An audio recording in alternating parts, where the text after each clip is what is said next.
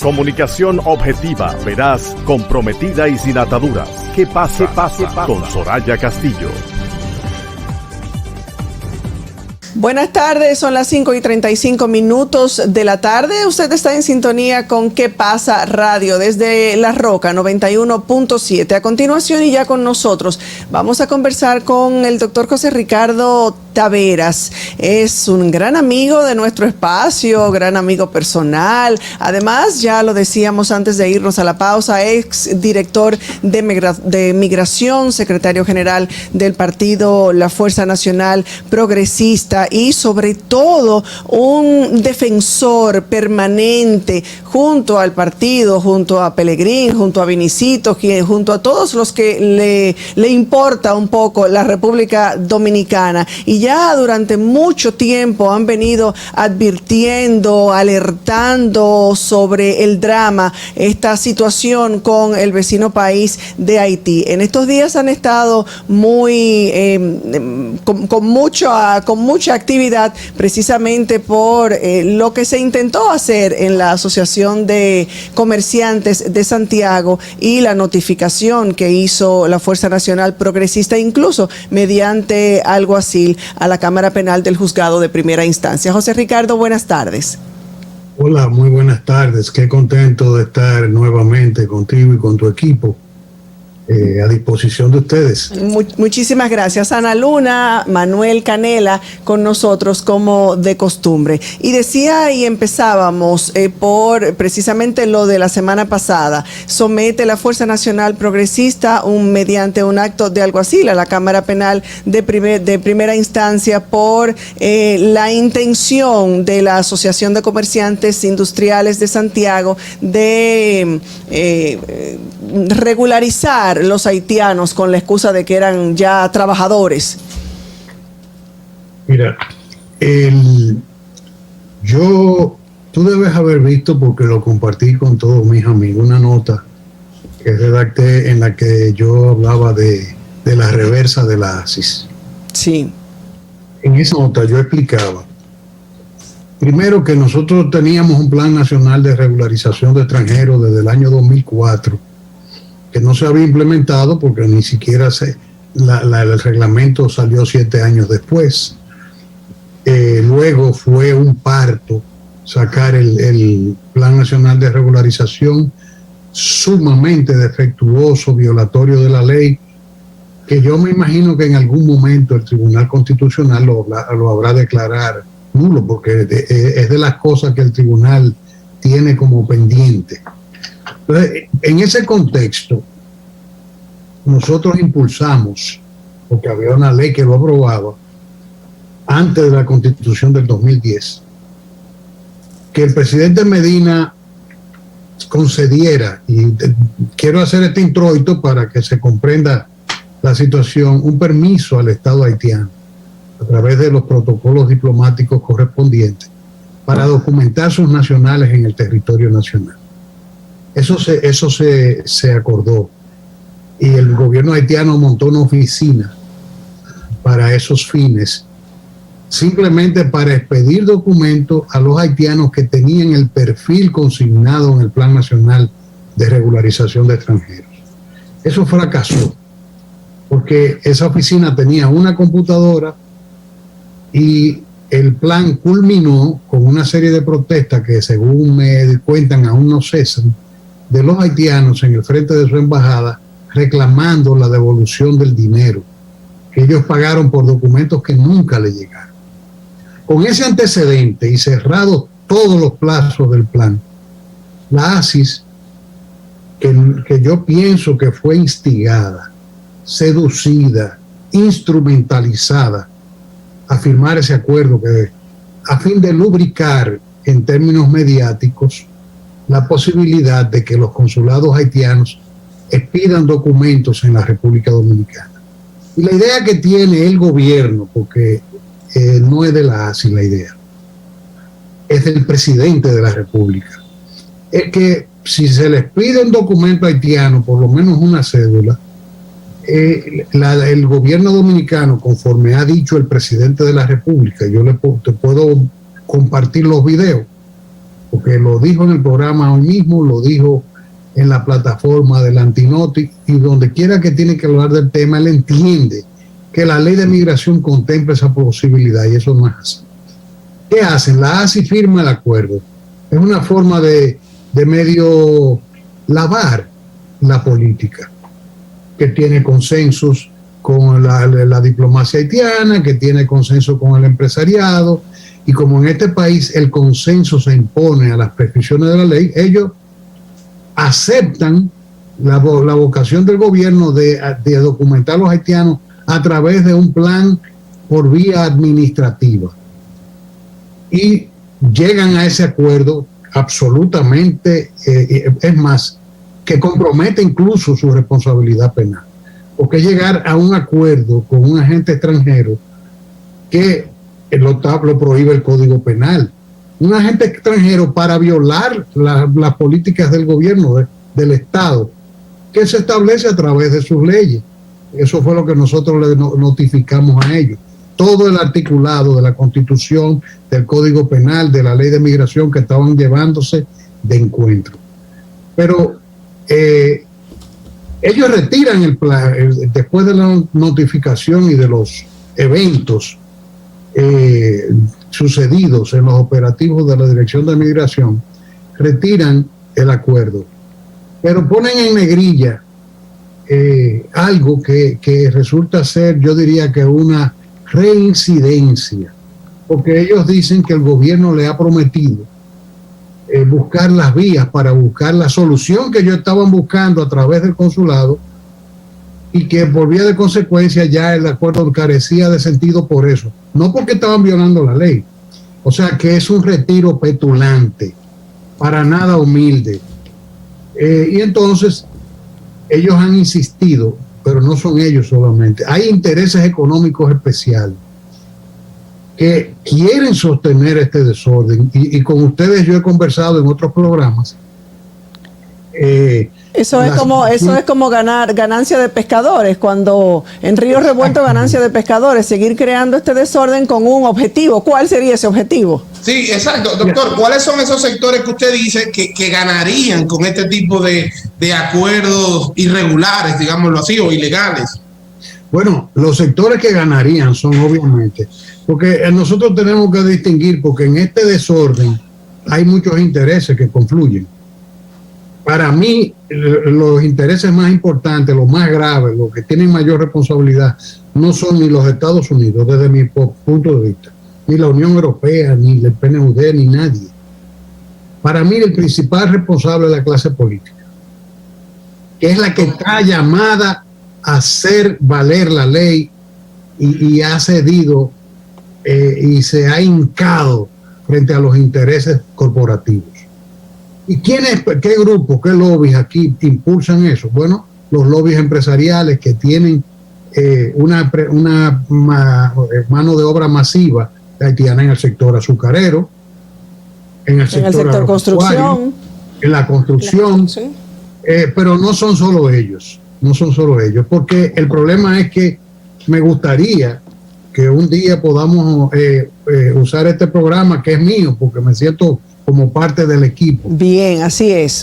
Que nos sentemos un día con un economista para analizar las variables que están en los estudios que han hecho incluso el propio Banco Mundial y organismos, ONG vinculadas a las ONG que instrumentalizan el drama haitiano.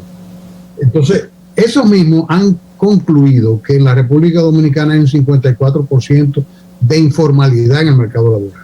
Y eso es conveniente para el sector empleador, porque eso es lo que permite que el mercado no fluya a través de las reglas, de las leyes de la economía, que es de oferta y demanda. Cuando tú tienes una sobreoferta de empleo, de mano de obra, que por demás es indocumentada, extranjera, migratoriamente irregular,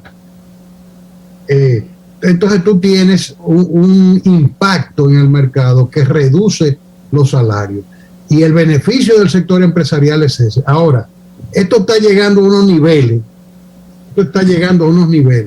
tan graves, y lo que se puede esperar es que, como dice un refrán español, que los bienes del ausente están a merced del que está presente. Doctor, ¿por qué vemos siempre? Si el Estado no aplica la ley, entonces allí donde el Estado se ausenta, el caos toma el control. Y eso es lo que puede suceder con este tema.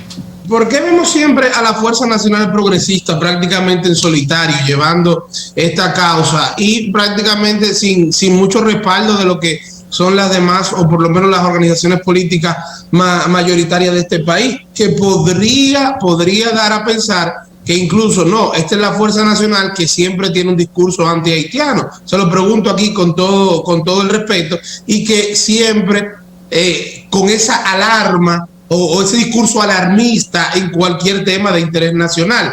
Eso es lo que, ¿por qué eso sucede de esa manera, a su entender?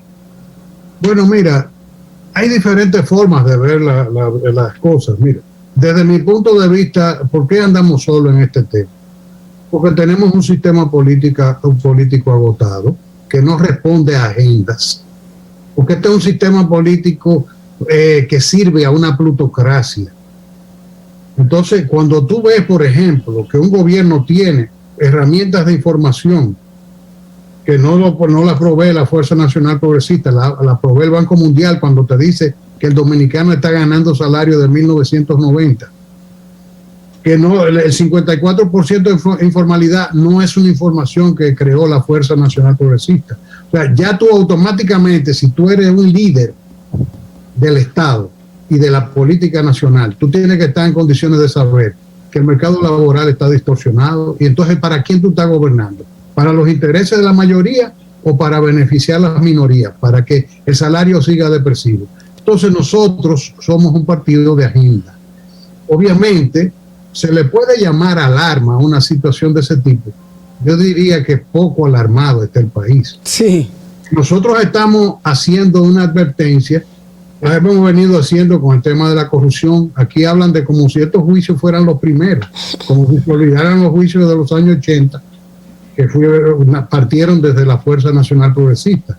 Nosotros advertimos el tema del narcotráfico y hasta se editorializó contra el líder de nuestro partido diciendo que eso no era así, que aquí si acaso aparecía un cigarrillito y que eran los riquitos que fumaban marihuana. Y hoy en día tenemos el país lleno de colmadones de droga por las 4 esquinas. Solamente entonces, hay que ver los decomisos, de lo que nos enteramos, ¿verdad? Las cantidades y cantidades que nos dejan con la boca abierta. Decomisos sin procesos abiertos. Porque solamente se ha dicho, son tantas toneladas, que son mucho más que lo que hicieron en tantos años en los gobiernos anteriores. Pero ¿y quiénes son los responsables de eso? ¿Cómo se llaman? ¿Dónde está el proceso que abrieron respecto a eso? ¿Tú entiendes? Entonces, cuando uno habla de este tema, sí es una alarma, pero es una alarma que está inquietando, según Gallup, al 80% de los dominicanos. Porque el problema es que el que vive en su burbuja no sabe lo que está pasando.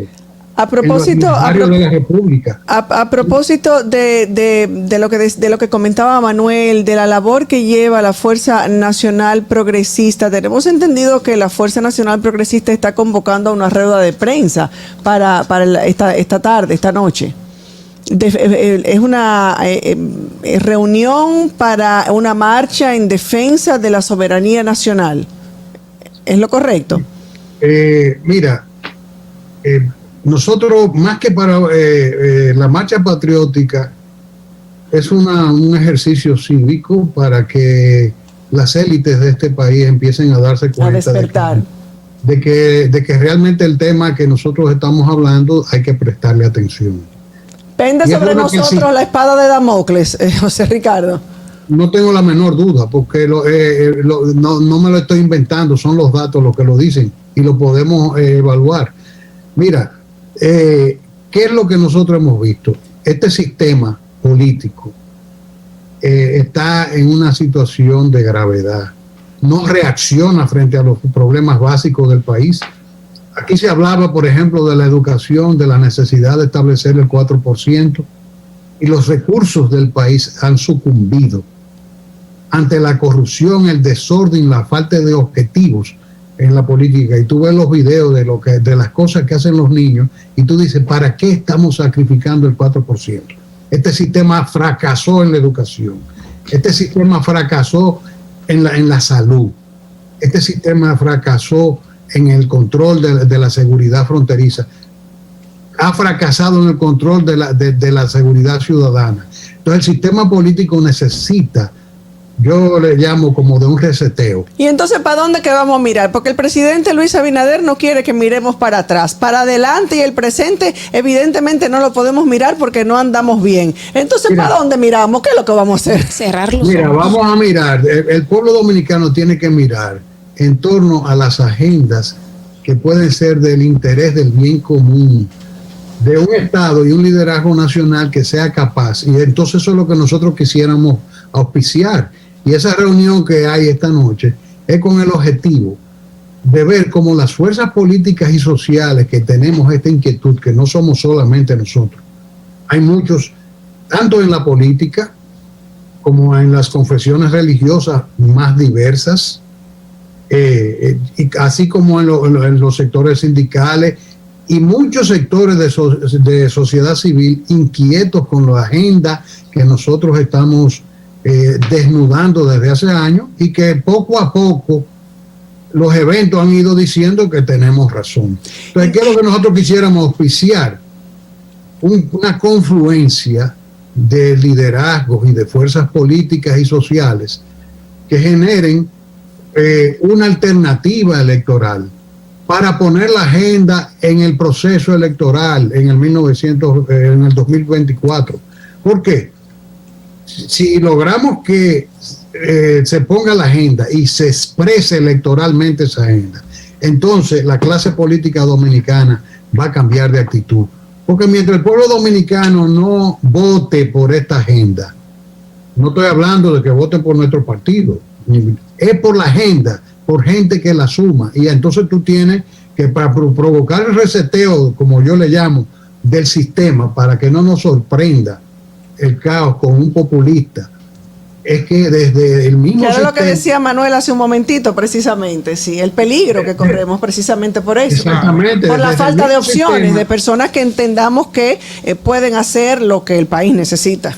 exactamente, que desde el mismo sistema seamos capaces de parir una agenda, un consenso que ponga en el centro el interés común y no el interés de las minorías. Ese llamado para esta noche es abierto. Esa convocatoria que se está haciendo es abierta. Hoy a las 7 de la noche es abierta para todo el que quisiera participar. Bueno, en general la convocatoria se está haciendo, es abierta para, se están invitando partidos, se están invitando sectores de sociedad civil, obviamente, para todo ese tipo de liderazgo que esté en capacidad de participar y de aportar a la organización. La marcha no tiene ningún objetivo que no sea tratar de consensuar muchas fuerzas diversas, la necesidad de que el pueblo se exprese de una manera cívica antes de que el caos se haga cargo. Ahí tenemos a la embajada norteamericana hoy haciendo una advertencia, no solo por los aumentos de casos de COVID, sino por los avances de la inseguridad ciudadana, lo cual es muy, muy delicado para la República Dominicana, que sabemos que dependemos del turismo. Mira, la situación de la seguridad se va a agravar cada vez más, porque aunque el gobierno se está empeñando en decir que las bandas haitianas no están operando en territorio dominicano, que ellas no han cruzado, que esto, ya por ejemplo se está colando información en círculos de información de que uno de los asaltos más osados que se han hecho últimamente con armas largas, que se hizo en una estación de combustible, que anda un video por ahí rodando, pues resulta que ya han apresado a algunas personas y son haitianos. No se le ha dicho al público esa situación. Entonces, esas bandas pueden perfectamente operar aquí en cualquier momento, porque la frontera dominico-haitiana, la frontera terrestre y la marítima también, fue deglutida por la corrupción. Eso no existe. Entonces, aquí hay que ver cómo nosotros hacemos una agenda de seguridad fronteriza, porque la gente piensa en el problema migratorio y la gente dice, la Dirección General de Migración. La Dirección General de Migración no es responsable de la seguridad fronteriza, son las Fuerzas Armadas. Ni solamente con un muro vamos a resolver nada en esa tarea. Así es. Nosotros, lamentablemente, José Ricardo, se nos terminó el tiempo. Qué bueno que, como siempre, hay un grupo de quisqueyanos valientes que se hacen presentes y que se ponen presentes para debatir estos temas y para enfrentar estos temas. Así es que nosotros, como siempre, estaremos dándole seguimiento a todas y cada una de las actividades que llevan ustedes a cabo, a cada una de las advertencias, porque, señores, pueblo dominicano, despierten de este letargo y de este sueño profundo que estamos durmiendo. Y esto no es cuestión de alarmar ni de crear pánico. José Ricardo, nuevamente, muchas gracias por participar con nosotros. Lamentablemente, el tiempo, una vez más, nos hace cortar este interesante conversatorio contigo. Gracias a ti, Soraya, Ana y Manuel. Un gran abrazo a todos y espero estar pronto con ustedes nuevamente. Dios mediante. Señores, nosotros ya nos despedimos. Gracias por su sintonía una vez más. Ana, buenas tardes. Buenas tardes. Así que gracias por sintonizarnos y recuerden, mañana aquí de vuelta en ¿Qué pasa Radio? Sí, señor. Bye, buenas tardes. Bye, Manuel. Hasta aquí, ¿qué pasa? Con Soraya Castillo.